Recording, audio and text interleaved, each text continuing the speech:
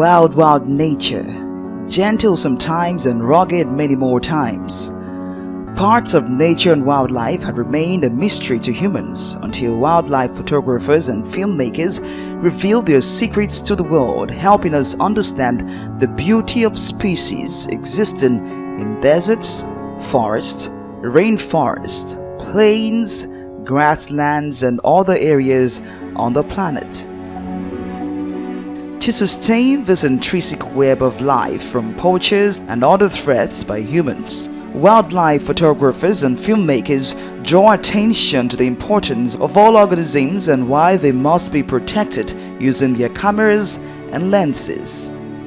Today on Green Angle, we spend time with Nigerian wildlife and nature photographer Agbola Babajide.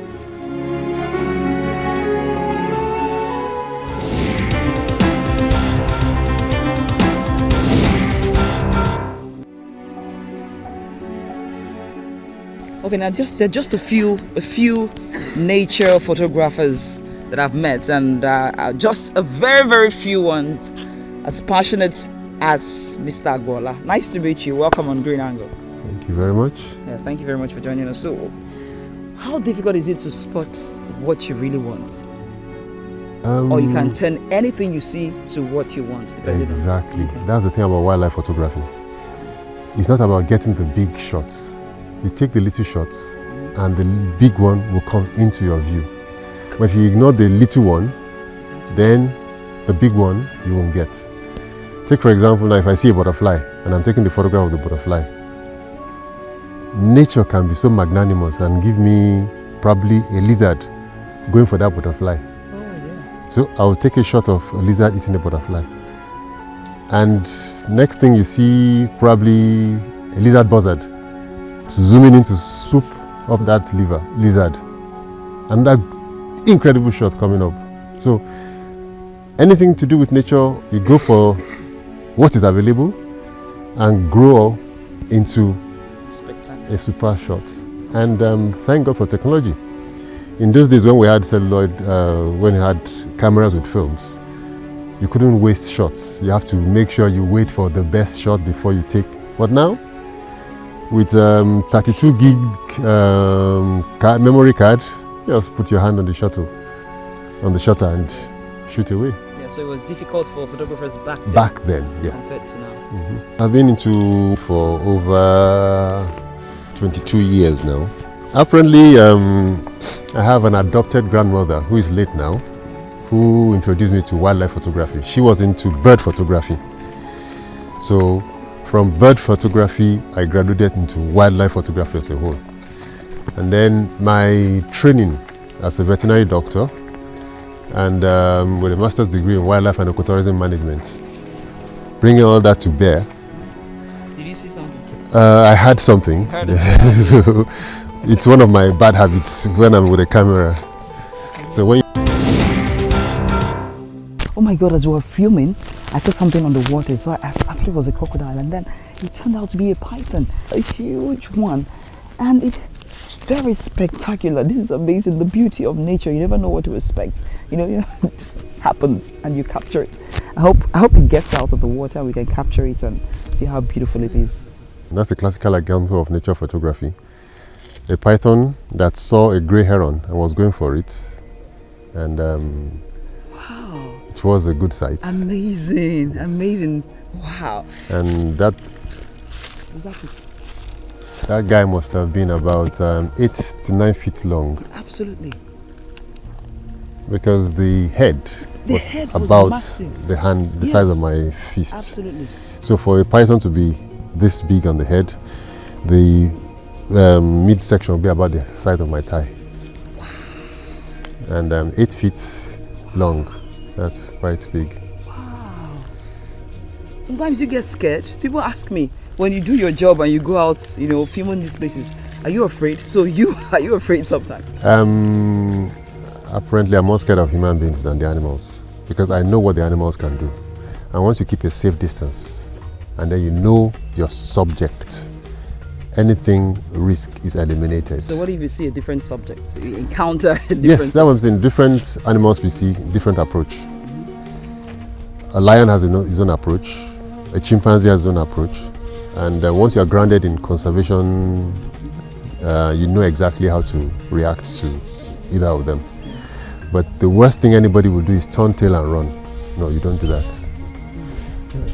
And if you are rightly geared up, starting with your dress, you don't wear bright colors, green, brown, gray, dull colors.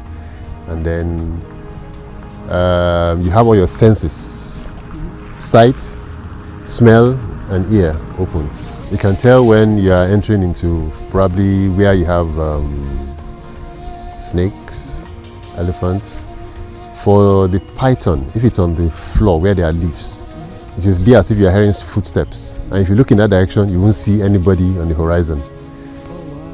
If you look lower, then you now see, because they carry their coil, they don't slither. For probably, I've come across a lion before. I was hiking and it came out because it was eating a prey and warned me with the sound. The moment I heard the sound, I backed off, but my camera was clicking. And after that, I turned and went my own way. So you don't panic, you don't run. No. You don't try and get the best shots in such a situation, no. That's giving you a warning. And I've gone tracking in Omo Forest for elephants. And we're about, give or take, 20 meters from the elephant. We're looking at each other. We didn't have the opportunity to get good shots. And if we had relaxed and allowed the elephant to get used to us, they will have come out in the open and we'd take our shots, but we didn't have the luxury of time.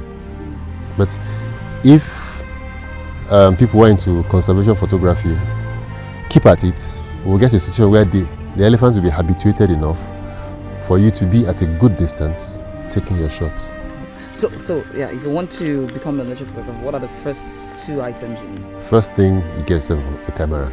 If it's even a point and shoot, get a camera first, then you grow. And then the camera is as important as having good knowledge of your subject. So read about wildlife, know where you can find them. There are differences between grassland, forests, and wetlands. So when you know the difference, you know what to expect in. You don't expect to see, give or take, tiger in Africa. So when some people say, they saw a tiger in the forest. No, tiger are only found in Asia. So, and then you have lions in savannah. The elephants, you have 2, the savannah elephants, the forest elephants. The buffalo, you have the forest buffalo, savannah buffalo. The birds, you have the water birds, which we find around here. And then if you go into the forests, find the forest birds. And then the time of the day to go photographing. So very, very important. Yes. Thank you very much, Abuola. Thank you. I hope you will have more young persons who get inspired by your story. 22 years of nature photography. Wow. Yep. Thank you very much.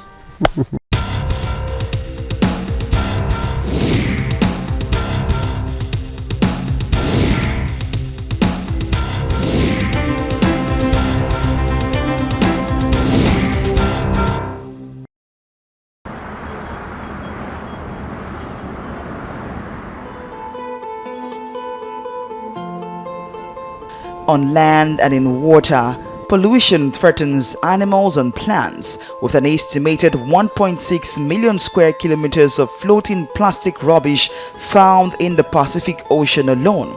It is described as the Great Pacific Garbage Patch.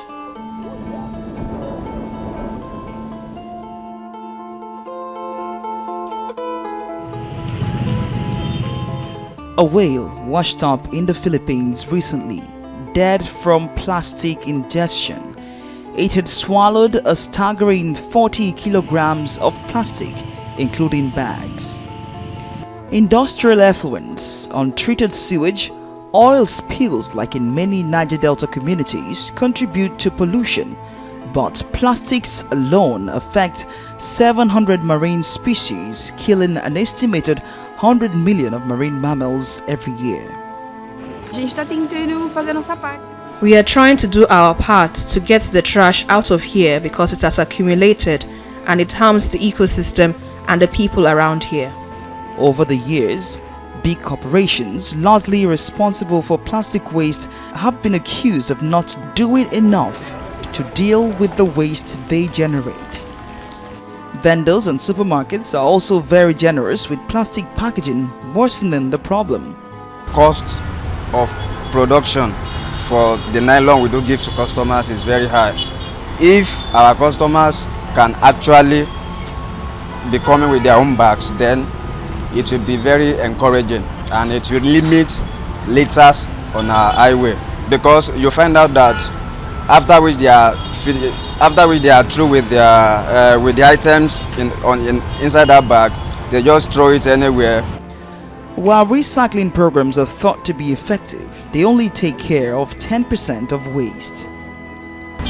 I know that some people go about picking it and then they take it somewhere to recycle it. So that's all I know about it. On most occasions, I give it to this PSP to help me to dispose it. Sustainable methods of production and consumption are advocated to tackle pollution and keep marine life thriving for generations to come.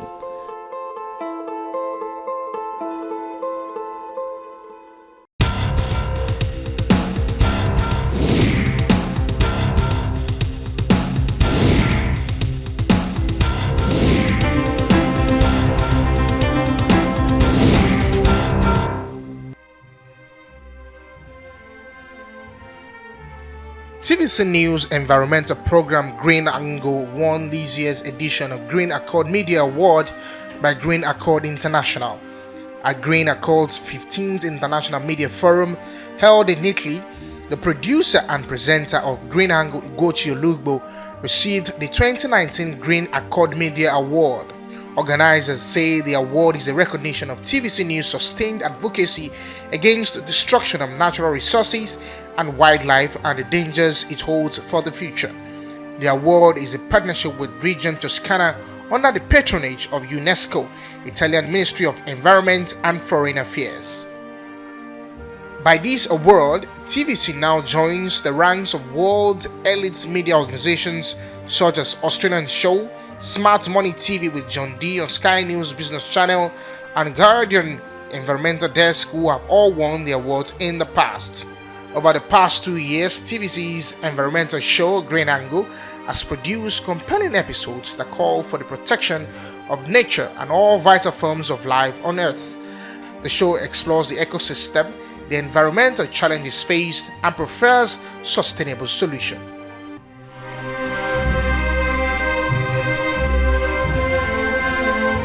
Finland is putting in so much effort into building a carbon-neutral and sustainable country with the understanding that the social and industrial systems humans have created the last century have grave consequences on natural resources.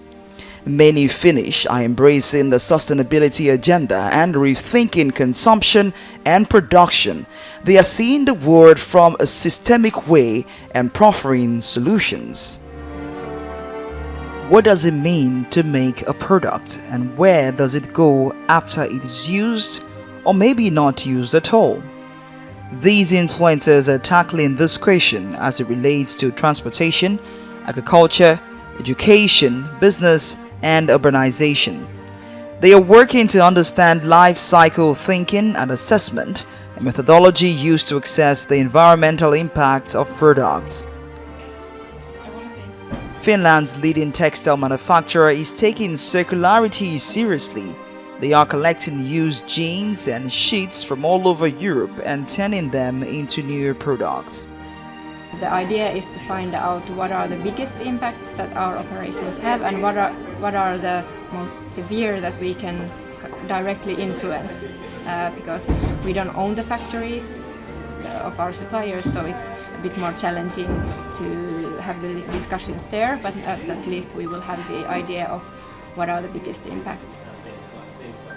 This No Shoe Allowed In company repairs old phones, a common venture in Nigeria and other parts of the world. Here, it has become a €1 million business.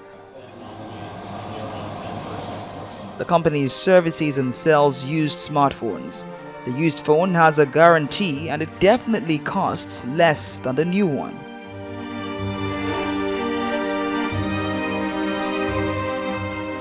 It has become one of the largest, one of the largest fields of consumer goods, where just people are switching their phones every 1.5 or every 2 years, and by refurbishing them we're being able to cut the carbon footprint by half by extending the phone life cycle. So that's the most important reason, and the other thing is quality, that you are actually able to get the same quality by refurbishing the phone. So it doesn't make any sense to buy a new phone anymore if you do it properly.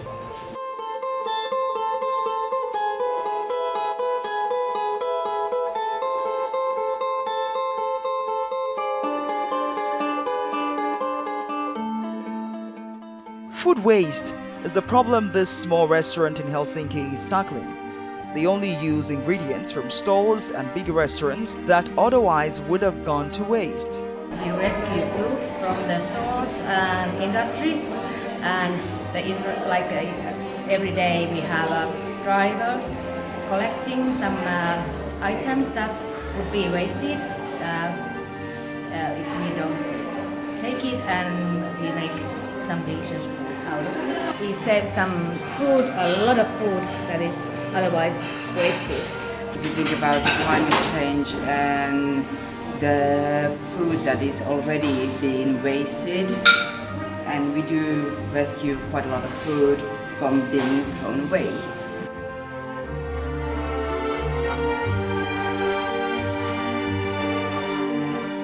This is a steady model of the economy, society, working life and entrepreneurship, targeted at 6th and 9th graders. The aim is to enable pupils spend a day understanding the pillars of a sustainable society, including sharing, using and circulating services as part of the operation of the economy. Pupils have 3 different roles here. They are working as consumers, as employees and as citizens.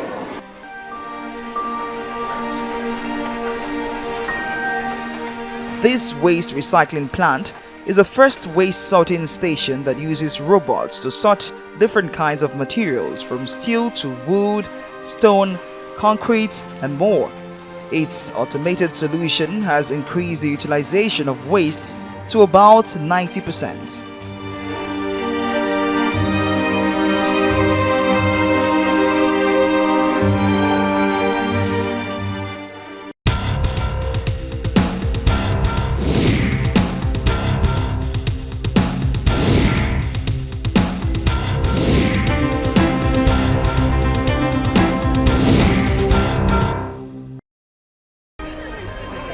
Across the world, people and governments agreed to turn off their lights for 1 hour to draw attention to climate change and other issues plaguing the planet.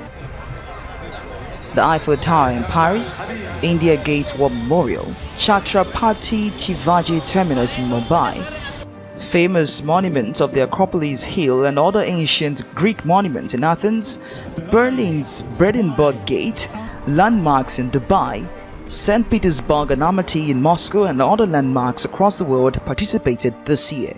Behind me, they are chanting less change for climate change. All over the world, the lights are being turned out to draw attention to the very issue of climate change and sustainability across the world. To also draw the attention of global leaders to the importance of making decisions that will save this earth for us and for our generation. So some people say it may not be really significant, but for those here, they say this is really to draw attention to this issue. At a point in time in our lives, on the 30th of March every year, pause from our busy lifestyle and turn off the lights for the earth so as to connect to Mother Earth. The rate at which we are going, it has been estimated that we need 4 of this earth to be able to live to absorb our frivolous lifestyle, our destructive tendencies in the name of development. We will need 4 of this earth, but we have only 1, and we need to take care of it. I think that the level of participation has increased over the years, albeit slowly but surely, yeah. People are now becoming aware, especially when you now tell personal stories that you have with the environment, and then people begin to, say, oh, that's true. Earth Hour, an event organized by conservation group WWF, the World Wildlife Fund, is a global environment movement that aims to raise awareness of global climate change. Originally founded in Sydney in 2007, Earth Hour is now a global movement taking place in about 188 countries and territories across the world.